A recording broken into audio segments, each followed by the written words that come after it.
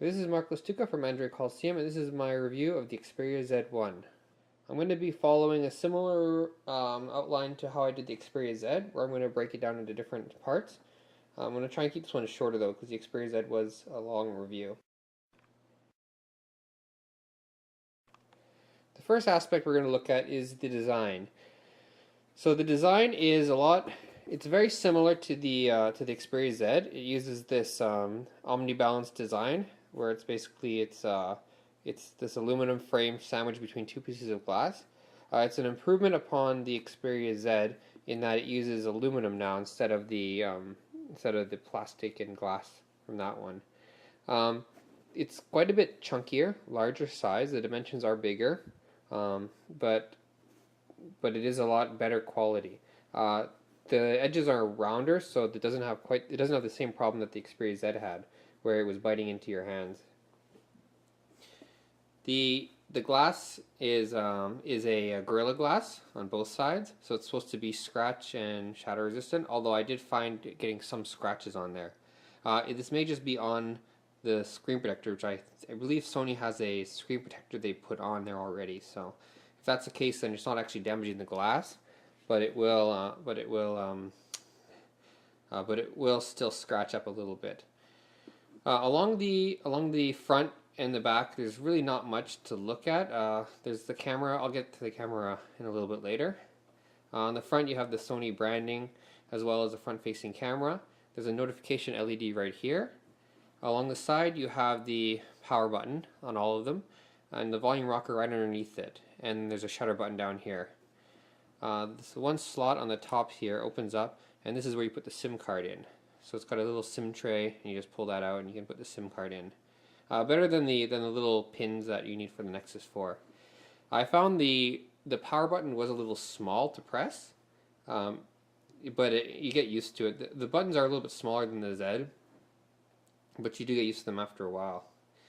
The shutter button is actually a really nice addition that I'm glad that they put in there, because they did take it out of. They had it in the ZL, but they did not have it in the Z, so it's good that they have that in there because it's actually really useful. Down here they have a little hole for the for a strap or whatever if you want, which is popular in Japan. On the top they got the headphone jack. It's exposed. It doesn't have a flap, which is one of my problems with the Xperia Z, that it had to do a flap if you wanted to use it. So that's really good that they were able to figure that out. Along this side you have a spot for micro SD card, and you have a spot for your plug-in, your micro USB plug-in. Here it's the little dock connectors. So if you can see, these are little dock connectors. So you can buy some of the Sony brand magnetic dock connectors, and it'll allow it to sit in there. Along the bottom is the speaker, so it's a speaker grill, which is quite a bit of an improvement on the Z speakers. I'll get into that. The NFC is back here. It's indicated by the NFC logo, not a sticker this time, which is also a nice addition. I know people will complain about it being there, but I don't think it's that big of a problem. I guess that's it for the design. There's a camera here. You can see that one, the G lens. I'll get into that one a little bit later on in the review.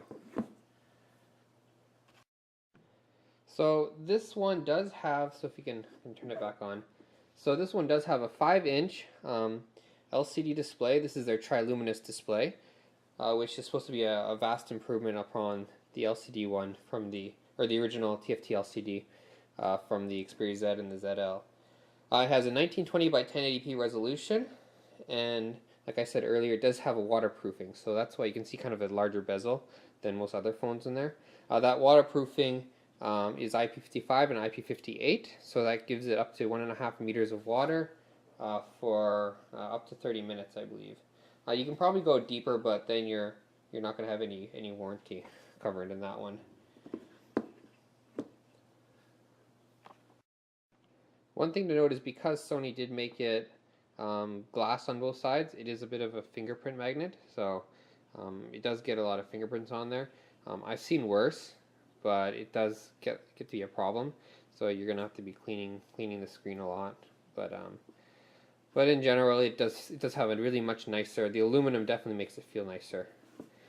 This one comes in. This is the black color, so it does come in black and white, and it also comes in purple. And I actually have the purple one here too, so it's a much brighter color.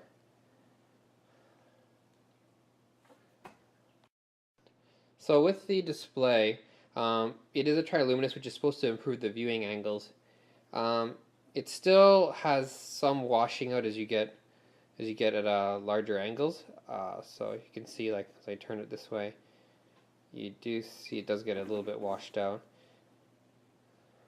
So it's by no means a deal breaker. It's not like something that it's definitely improved from the Z, but you do have that problem. Also, I did notice if you go, you can see some kind of light bleeding at the top edge there, and I just noticed that on the other Z the Z1 that I use has also that bleeding. So what many of you probably know is that this device is good for its waterproofness. They definitely, like I said earlier, they decided to really get it all the way to waterproof, and so far I've seen that it has been. But I will still do the dunk because that's what I do, right? So first thing you have to do is make sure all the ports are closed. I'll turn the screen on just to show you. Because it has the shutter button now, it can take pictures underwater. So we'll first do the cup here. Ooh. And see, it's fine.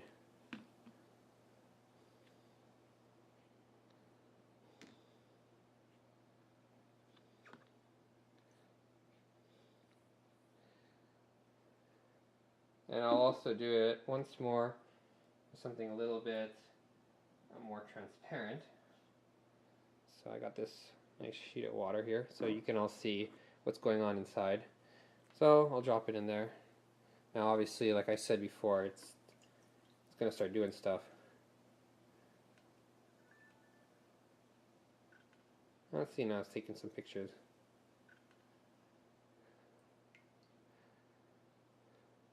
And there you go, your underwater shots.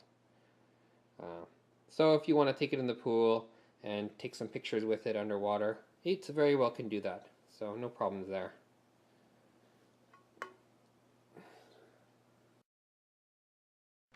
So for the software, I'm not going to go too much in depth for the software just because a lot of it is very similar to the ZL and the that Ryan reviewed and the Z that I looked at before. It is a lot quicker. It has a Snapdragon S800 processor, so it's a lot snappier, quite a bit snappier, and it does charge a lot quicker.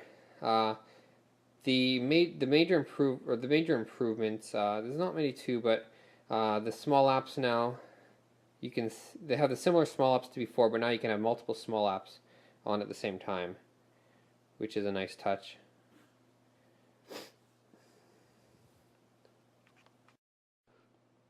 One other thing, the app drawer is redesigned somewhat, and so now it has this pull out, so you can sort this way. Before it had a menu on the top that you would select it. This is quite nice because it gives you quick access to the Play Store and the Sony Select and everything. They've definitely done a lot of white through it now. So it has these up. You can adjust these ones. So before you couldn't adjust these ones. Now I can go in and everything's quite a bit whiter now. I can go into personalizations and I can adjust the quick settings. So you can see there's a whole bunch of few options here. I still would like there to be a torch, which they don't have, which is unfortunate. If you go down, it's running 4.2.2, as you can see. Maybe I need to tone down the brightness actually.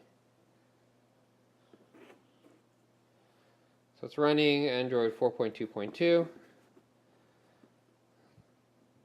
And Sony did say that there would be updates pretty soon. I'm not really sure if it's going to go straight to 4.4, which was one of the rumors out there, or if it's going to go to 4.3 first or not. The display, there are no settings for adjusting the white balance, at least not that I have found, which is unfortunate because that was one of the key features on the Z, and I think the ZL had that you could adjust those ones. Power management has a stamina mode that we're used to that was also in the Z. Not much else is new in this one. Connectivity gives you DualShock 3 control, as well as Miracast and screen mirroring. A lot of the apps are whiter now. The phone has been slightly redesigned.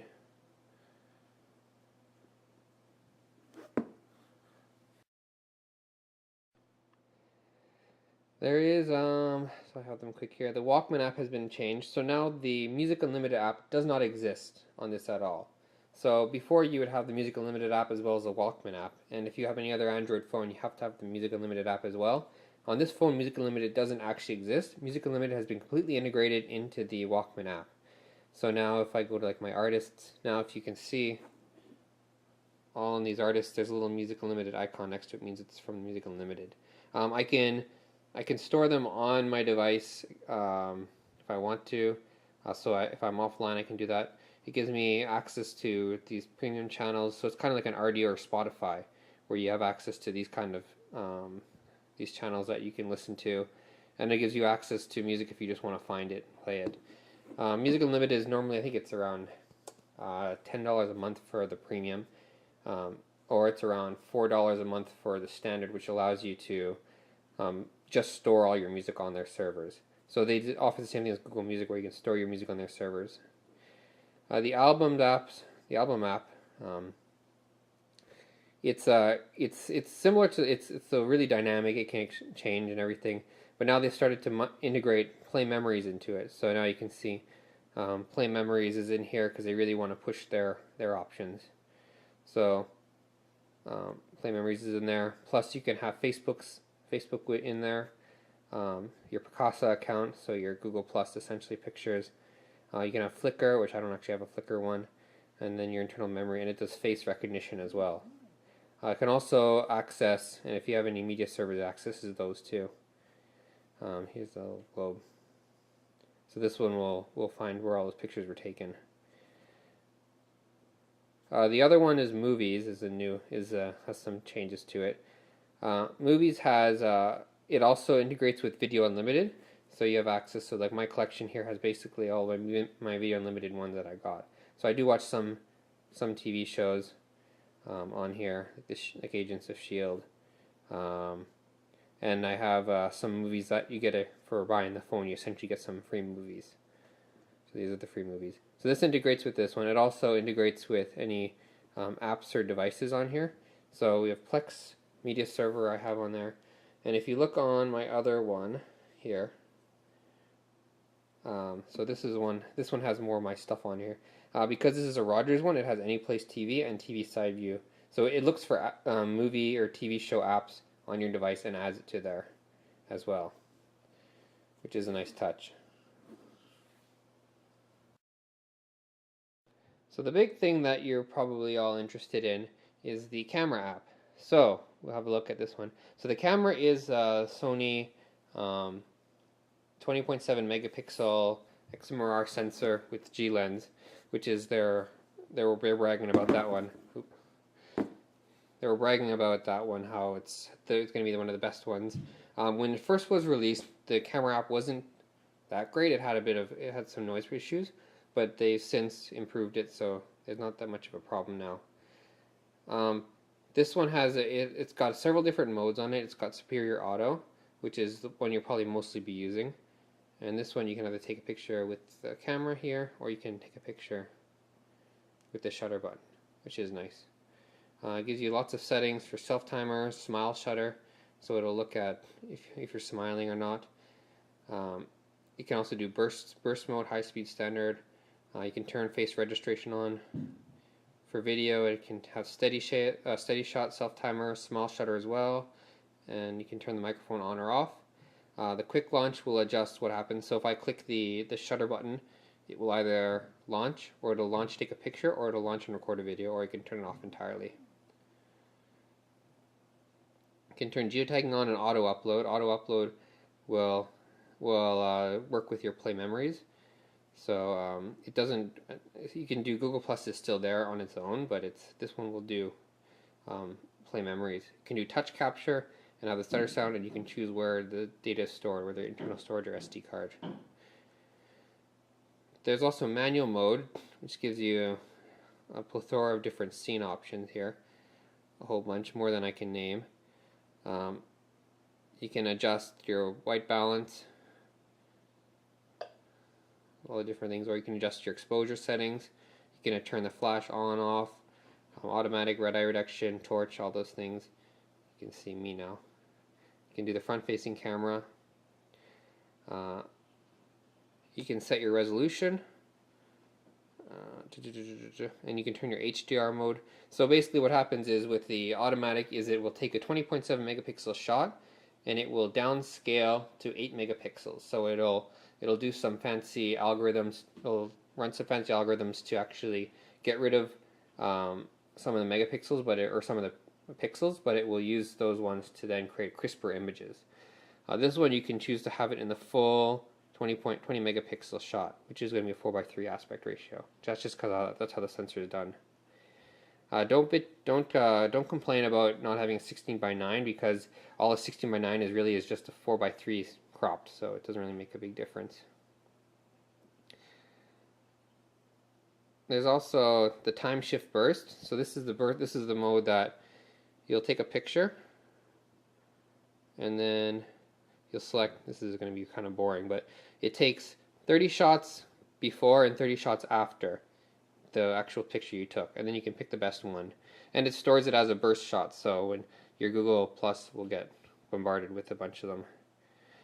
Picture effects will give you all the different nostalgia, filters, sketch, all the different things, and it works really well. I mean, definitely this is the GPU handling this very well, that it can do this smoothly. There's sweep panorama, so this is just going to give you the normal standard panorama sweep. The problem with the sweep panorama is you have to complete the entire panorama, otherwise it will cut it off, which is kind of annoying. The AR effects are kind of fun, and then my wife and I have been playing around with it. You have several different options. Dinosaur. And basically it'll just create a little art or scene. I don't know if I'm too close to do it or not.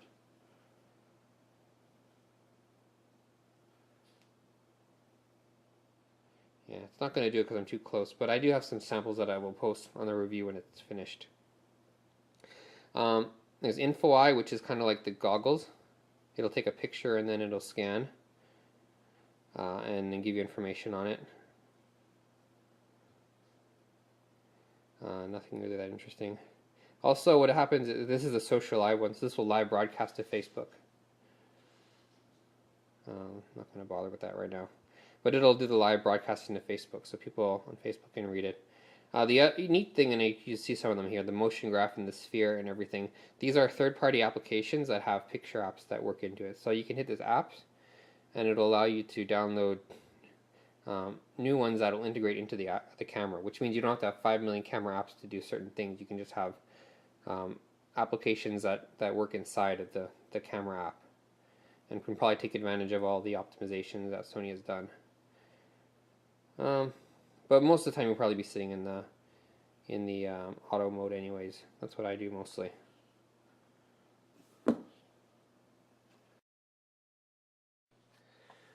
So in general, this device, this is a pretty awesome device. I mean, everything that was wrong with the Z was pretty much fixed up in this one.